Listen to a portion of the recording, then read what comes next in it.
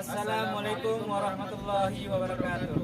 Kami dari Universitas Islam Negeri Mataram, Fakultas Usuluddin dan Studi Agama, jurusan Sosiologi Agama, mata kuliah Patologi Sosial dan Sosioterapi oleh dosen pengampu Muhammad Ali Syahbana. Dan kami dari kelompok 7 akan membahas tentang gadget, dampak negatif dari gadget, penanggulangan atau sosioterapi dari gadget. Yang kedua materi kami yaitu tentang kenakalan remaja, dampak negatif tawuran antar remaja, terus penanggulangan atau sosioterapi dari kenakalan remaja. Nah, mungkin hanya itu materi yang akan kami bahas. Sekian untuk pembuka kami dari kelompok 7. Wassalamualaikum warahmatullahi wabarakatuh.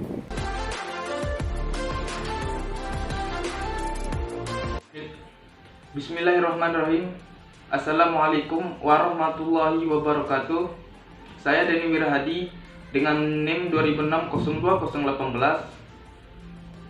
Saya pemateri pertama dari kelompok 7 yang membahas tentang kecanduan gadget. Hadirnya beragam jenis gawai di era digital seperti ini, orang-orang disibukkan dengan aktivitas yang melibatkan gawai seperti membuka situs, WhatsApp, dan membalas percakapan di aplikasi pesan, atau tenggelam dalam keasikan media sosial. Tidak bisa dipungkiri, bermain di media sosial merupakan salah satu bentuk pergaulan di zaman modern ini. Namun, sehatkah jika kita terus-menerus menatap layar gawai? Saat ini, banyak kecanduan bermain gawai, bermain ponsel pintar. Penelitian menunjukkan orang mengecek gawainya dalam sehari itu 300 sampai 500 kali dalam sehari. Definisi kecanduan gadget itu bukan terletak pada berapa kali ia mengecek gawai, akan tetapi bagaimana aktivitasnya dengan gawai membuat ia meninggalkan waktu untuk kegiatan yang lebih penting seperti bekerja, mengurus keluarga, dan mengurus diri sendiri. Yang merasa sudah tahap kecanduan, terutama kecanduan media sosial, mungkin kita menyarankan untuk menjatuhkan gawai demi menyembuhkan kecanduan tersebut. Dan yang kedua, dampak negatif terhadap gadget. Dampak negatif terhadap gadget seringkali menjadi perbincangan di era ini. Kebiasaan ini dapat menyebabkan berdampak pada kesehatan dan juga perilaku manusia. Dampak negatifnya adalah yang pertama, dampak negatif penggunaan ponsel pintar dalam durasi lama dapat menyebabkan masalah pada mata dan juga mengganggu pola tidur Anda. Yang kedua, sakit kepala. Selain berdampak pada kesehatan mata, pencahayaan dari ponsel juga dapat menyebabkan sakit kepala. Kondisi ini dapat disebabkan bila otak Anda terlalu terbebani saat bermain ponsel terus-menerus dan juga berganti aplikasi. Yang ketiga, postur tubuh kita yang tidak ideal. Penggunaan gadget yang terlalu lama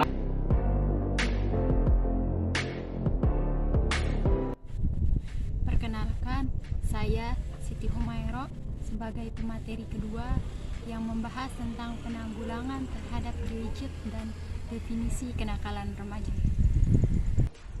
Penanggulangan terhadap gadget.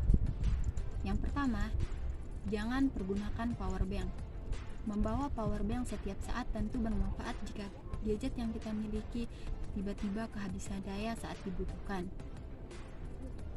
Coba mulai tinggalkan power bank dan atur penggunaan gadget sebaik mungkin, agar kita tidak perlu kerepotan kehabisan daya saat benar-benar membutuhkan gadget.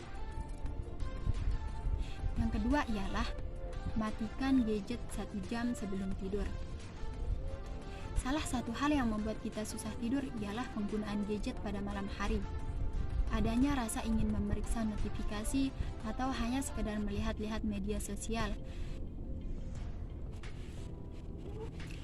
Coba mulai matikan gadget 1 jam sebelum tidur agar kita tidak perlu selalu memeriksa gadget yang kita miliki. Yang ketiga ialah bekali diri dengan sebuah buku setiap hari. Kebanyakan seseorang menggunakan gadget saat menunggu atau mengantri. Hal ini dilakukan untuk membunuh waktu dalam mengatasi rasa bosan.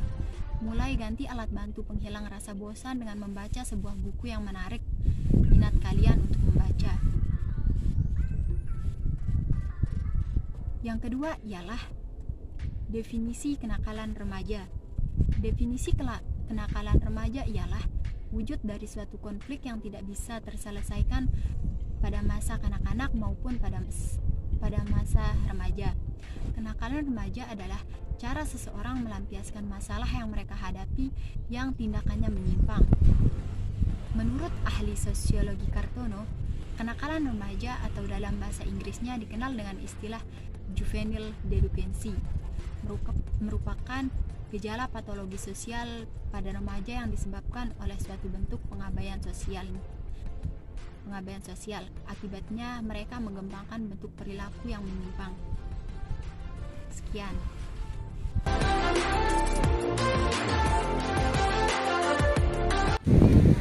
Saya akan melanjutkan materi dari saudari Umairah. Tadi sudah jelaskan tentang pengertian remaja, kenakalan remaja. Kenakalan remaja adalah suatu konflik yang tidak terselesaikan dari masa kecil kanak-kanak sampai remaja sehingga melakukan kenakalan. Nah, dampak negatif antara tawuran antar pelajar. Yang pertama itu rusaknya tempat tawuran atau material, di mana kebanyakan para pelaku tawuran antar pelajar mereka akan meninggalkan tempat setelah puas melakukan tawuran antar pelajar.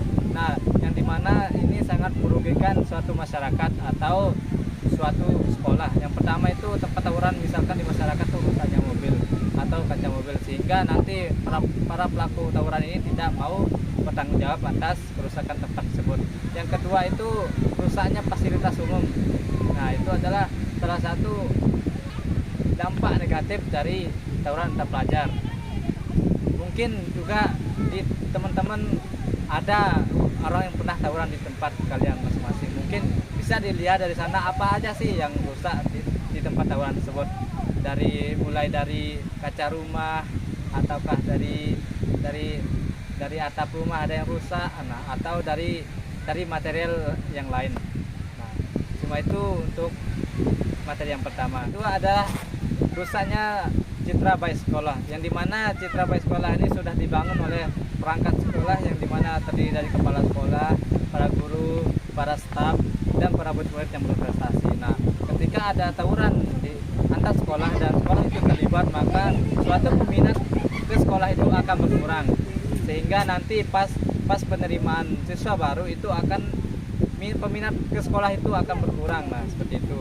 Yang ketiga adalah adanya korban jiwa, di mana selain merugikan material, citra baik sekolah, dampak negatif tawuran antar pelajar juga adalah yaitu adanya korban jiwa, di mana tawuran antar pelajar ini menggunakan senjata tajam seperti pisau, batu, pistol, dan lain-lain.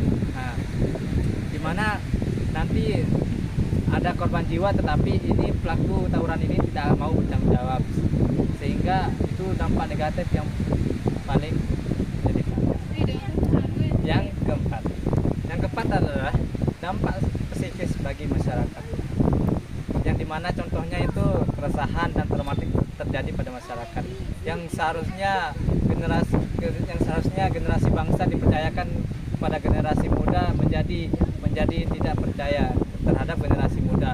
Dan bila terjadi tawuran antar pelajar di suatu masyarakat, maka masyarakat akan takut terhadap pelajar, sehingga nanti mereka tidak akan percaya terhadap generasi muda sejarahnya. Yang kelima yaitu malu terhadap orang tua dan sekolah, yang dimana mereka malu terhadap murid-muridnya yang tawuran, yang dimana mereka tidak bisa atau tidak mampu mendidik murid-murid atau anak-anaknya dengan baik sehingga melakukan kenakalan remaja atau tawuran antar pelajar. Itu adalah dampak-dampak negatif dari tawuran antar pelajar. Nah, baik, sekarang kita akan membahas tentang cara menanggulangi kenakalan remaja atau sosioterapinya, yang dimana kenakalan remaja ini akan menyebabkan siswa-siswa lainnya tidak nyaman dalam belajar, sehingga nanti berpengaruh terhadap sekolah, dan nanti kenakalan remaja ini akan ditiru oleh siswa-siswa lainnya. Mana sih cara menanggulanginya atau sosioterapinya? Yang pertama itu kondisikan sejak awal, di mana siswa-siswa baru kondisikan sejak awal.